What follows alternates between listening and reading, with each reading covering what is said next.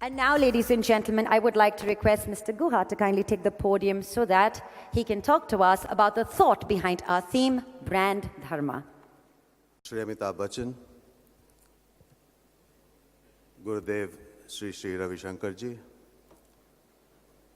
members of the Governing Council, President Srinivasan Swamy, and members of IAA Global and India committees, ladies and gentlemen. Welcome, Swagatam, Namaskar.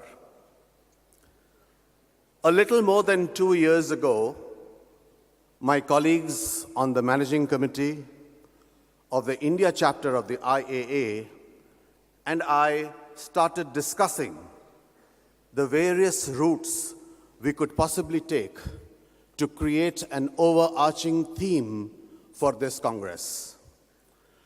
We were advised by the Governing Council to consider something that was global in appeal and yet intrinsically Indian in spirit.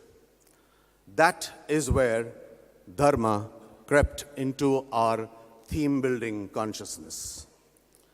My Indian friends here are aware that Dharma, although having multiple meanings in Hinduism, Buddhism, and Jainism, essentially encompasses ideas such as duty, rights, character, customs, and all behavior considered correct and morally upright in society. Meanwhile, like all other professions, marketing, advertising, and media practices too have been facing an onslaught of technological developments. With algorithms, communities, and engagement threatening our business models, bringing about radical changes in the way we run our business is no longer an option. It is hygiene. Growing consumerism is increasingly witnessing a growing cynicism about the corporate sector as a whole. And today, consumers have social media to vent their feelings. Therefore, becoming a good citizen brand is not an alternative, but a necessity for good business. Digital technology, by its very nature, keeps pushing the boundaries of faster, cheaper, and better. While faster and cheaper are quantifiable, it is the better that gets into the realm of subjectivity and therefore debatable. Better for whom? The manufacturer? The consumer? The community? For whom? And therein takes birth our theme, Brand Dharma, Tech for Good. During the last 2 decades, we have witnessed a technology acceleration unlike anything the world has hitherto seen. Progress in artificial intelligence, robotics, computing, digital manufacturing, and the like have put us on an exponential and irreversible path to a VUCA world, which in the next 2 decades will bring about a societal transformation more than anything we have seen in the previous 200 years. According to tech futurist Peter Diamandis, mankind will soon have the ability to make and execute the basic needs of every man, woman, and child on the planet. Abundance for all is within man's grasp.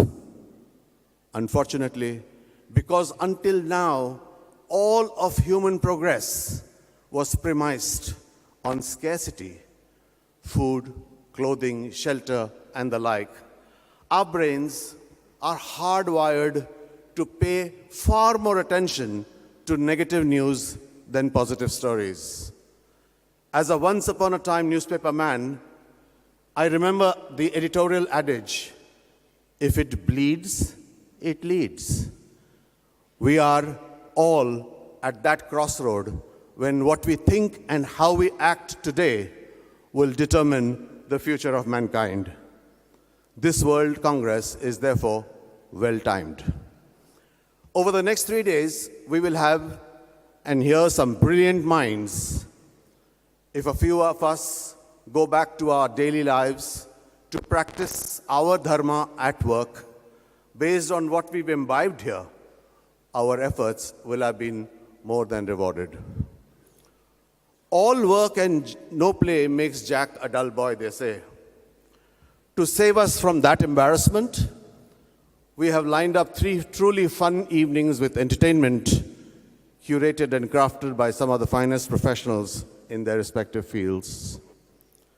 I take this opportunity to thank our illustrious governing council led by the chairman, Mr.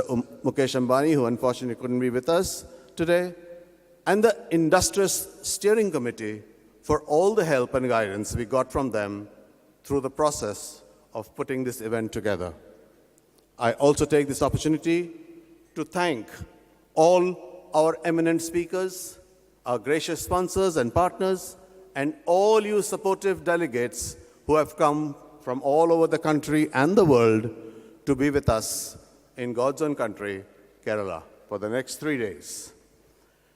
While I wish you all a great time in Kochi, I must remind you that barely 6 months ago, this state experienced the worst floods situation in nearly a century. While rehabilitation is still underway, the grit and resilience shown by its people in bouncing back to business is truly exemplary and praiseworthy. One Mr. Nambiar from Alibi has glanced at his door for the 23rd time today.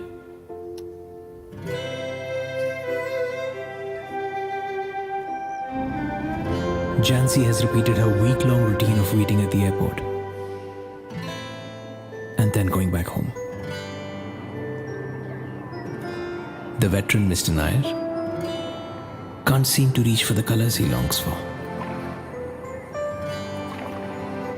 And Fatima's legendary curry mean fry is missing its secret ingredient.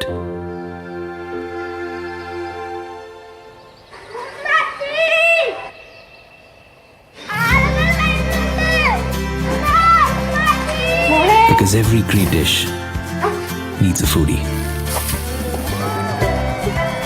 Just like an artist needs an audience.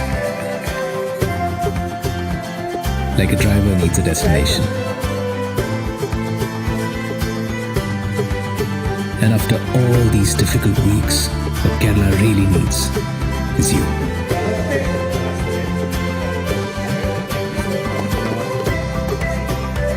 Come, let's revive Kerala tourism.